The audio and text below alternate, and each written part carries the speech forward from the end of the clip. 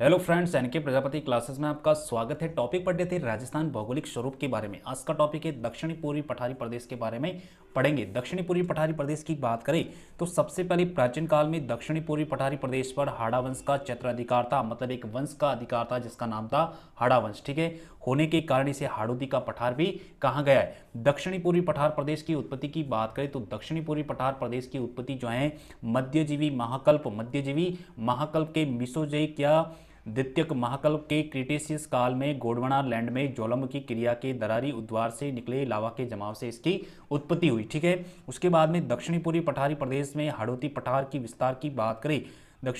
हाड़ौती का जो पठार है प्रायद्वीपीय पठारी प्रदेश के मालवा के पठार का उत्तरी भाग है। मालवा के पठार का क्या है? उत्तरी भाग है। ठीक है, जिसका विस्तार राजस्थान के दक्षिणी पूर्व में, जिसका विस्तार कहाँ है? राजस्थान के दक्षिणी पूर्व में। इस कारण इसे दक्षिणी पूर्वी पठारी प्रदेश भी कहा जाता है। अक्षांशीय दृष्टि से बात करें तो अक्षांशीय दृष्टि से हाड़ौती की पठार का विस्तार 23 डिग्री 51 से उत्तरी अक्षांश से 25 डिग्री 27 उत्तरी अक्षांशों के मध्य है। देशांतरीय दृष्टि से बात करें तो हाड़ौती की पठार का जो विस्तार है 75 डिग्री 15 पूर्वी देशांतर से 77 डिग्री 25 पूर्वी देशांतर के मध्य माना गया है। हाड़ौती की पठार के विस्तार की बात करें तो राजस्थान, कोटा, बूंदी, बारां, झालावाड़ व चित्तौड़गढ़ जिले का पूर्वी भाग इसमें शामिल है। हाड़ौती की पठार का क्षेत्रफल जो बात करें 24,185 वर्ग किलोमीटर। कितना है? 24,185 वर्ग किलोमीटर, जो राजस्थान के कुल क्षेत्रफल का 7% है। हाड़ौती के पठार में राजस्थान की जो कुल जनसंख्या की बात करें तो लगभग 13% जनसंख्या क्या करती है? यहाँ पर निवास करती है। क्षेत्रफल की दृष्टि से हाड़ौती का जो पठार है, क्षेत्रफल की दृष्टि से हाड़ौती का पठार राजस्थान का सबसे छोटा भौतिकी प्रदेश माना गया है। सबसे छोटा भौतिकी प्रदेश कौन सा है? ये हाड़ौती का पठार।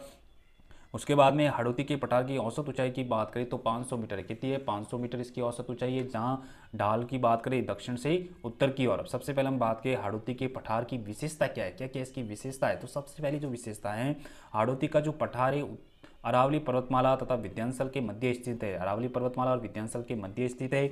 एक संक्रांति प्रदेश है। कैसा प्रदेश है? संक्रांति प्रदेश, जो अरावली विंध्याचल प्रायद्वीपीय पठारी क्षेत्र का संक्रमण स्थल भी है। हाड़ौती के पठार में बूंदी से सवाई माधोपुर के मध्य एक भ्रंश घाटी स्थित है। क्या घाटी स्थित है? भ्रंश घाटी, जिसे महान सीमा भ्रंश या ग्रेट बाउंड्री फोल्ड की संज्ञा भी दी गई है। ठीक है, हाड़ौती के पठार में ज्वालामुखी के दरारी उद्गार से निर्मित क्रेटेशियस कालीन बेसाल्ट चट्टानों का क्या है? विस्तार है। इस कारण हाड़ौती के पठार में बलुआ पत्थर तथा एल्यूमिनियम के भंडार पाए जाते हैं। हाड़ौती के पठार में ज्वालामुखी क्रिया से निकले लावा के विखंडन से निर्मित जो काली मृदा वर्टिचौल का भी क्या है? विस्तार माना गया है। हाड़ौती के पठार की जो प्रमुख नदी है वो चंबल नदी। हाड़ौती के पठार की प्रमुख नदी कौन सी है? चंबल नदी है। ठीक है, जो दक्षिण में उत्तर दिशा में बहती है, दक्षिण से उत्तर दिशा में बहती है। राजस्थान में जो सर्वाधिक नदियां जो है हाड़ौती के पठार में प्रवाहित होती है। सबसे अधिक नदियां कहाँ हैं? हाड़ौती के पठार में, जिसमें राजस्थान का सबसे बड़ा अफवाह तंत्र की बात करें तो चंबल नदी तंत्र भी शामिल है। इस कारण हाड़ौती के पठार में जल द्वारा मृदा अपरदन की समस्या क्या है? सर्वाधिक रहती है। हाड़ौती के पठार में नदियों की जो अधिकता के कारण विशेष प्रकार का अपवाह श्रेणी अंत अस्पष्ट अधर प्रवाह तंत्र पाया जाता है। ठीक है, उसके बाद में बात करें राजस्थान में दक्षिणी पश्चिम मानसून जो है बंगाल की खाड़ी शाखा हाड़ौती के पठार से क्या करती है? प्रवेश करती है। ठीक है, हाड़ौती का जो पठार है, हाड़ौती का जो पठार है आगे बात करेंगे। हाड़ौती का पठार राजस्थान में सर्वाधिक वर्षा तथा सर्वाधिक आर्द्रता वाला भौतिक प्रदेश भी माना गया है। सबसे अधिक वर्षा कहाँ होती है? हाड़ौती के पठार में, जहाँ 80 सेंटीमीटर से अधिक वर्षा होती है तथा अति आर्द्र जलवायु भी पाई जाती है। तो ये भी चीज़ अपन को याद रखनी है। आगे बात करें उच्चावच के आधार पर। उच्चावच के आधार पर बात करें हाड़ौती को दो भागों में विभाजित किया गया है। सबसे पहले विंध्य कंगार क्षेत्र और दूसरा है दक्कन का पठार, जिसे दक्षिण का पठार भी कहा गया है। विंध्य कंगार क्षेत्र की बात करें तो बनास एवं चंबल नदियों के मध्य दक्षिण एवं दक्षिण पूर्व में बलुआ पत्थर निर्मित संरचना विंध्य कंगार क्षेत्र कहलाता है। चंबल के सारे सवाई माधोपुर और करौली क्षेत्र में फैला हुआ है। भौगोलिक संरचना के आधार पर विंध्य कंगार क्षेत्र को 5 भागों में विभाजित किया गया है। सबसे पहला जो है अर्धचंद्राकार पहाड़ियों की बात करें, सबसे पहले जो है अर्धचंद्राकार पहाड़ियों की बात करें तो सबसे पहला जो है बूंदी की पहाड़ियाँ। कौन सी पहाड़ियाँ? बूंदी की पहाड़ियाँ। बूंदी की पहाड़ियाँ बूंदी जिले में स्थित 96 किलोमीटर लंबी अर्धचंद्राकार पहाड़ियाँ, जिसकी जो सर्वोच्च चोटी जो है सतुर, जिसकी ऊंचाई 353 मीटर है। दूसरी है मुकुंदरा की पहाड़ियों की बात करें तो कोटा झालावाड़ से 120 किलोमीटर लंबी विस्तृत पहाड़ियाँ जो विंध्याचल का क्या है? भाग है। मुकुंदरा की पहाड़ियों की सर्वोच्च चोटी की बात करें तो चांदबाड़ी, जो कि 517 मीटर है।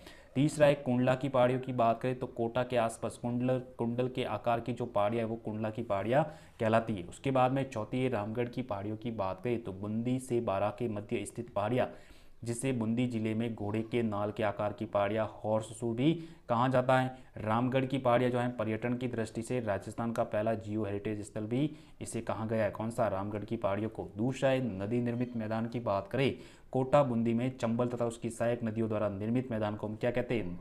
ये नदी निर्मित मैदान। सबसे पहला है शाहबाद उच्च भूमि क्षेत्र की बात करें। तीसरा, बारां के पूर्वी क्षेत्र में 450 मीटर उच्च भूमि क्षेत्र जहां शहरिया जनजाति निवास करती है उसे शाहबाद उच्च भूमि क्षेत्र भी कहा जाता है। शाहबाद उच्च भूमि क्षेत्र की सबसे ऊंची चोटी की बात करें तो कांबा। कौन सी है? कांबा, जिसको 456 मीटर बारां जिले में स्थित है।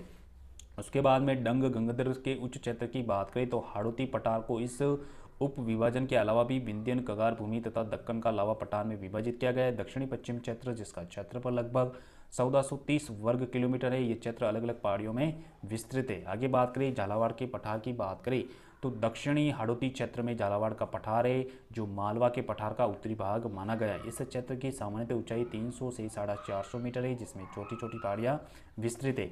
उसके बाद में दक्कन के पठार की बात करें, दक्षिण का पठार यह दक्षिणी पूर्वी राजस्थान का चौड़ा व ऊपरी ऊटा पथरीला भूभाग है। ठीक है।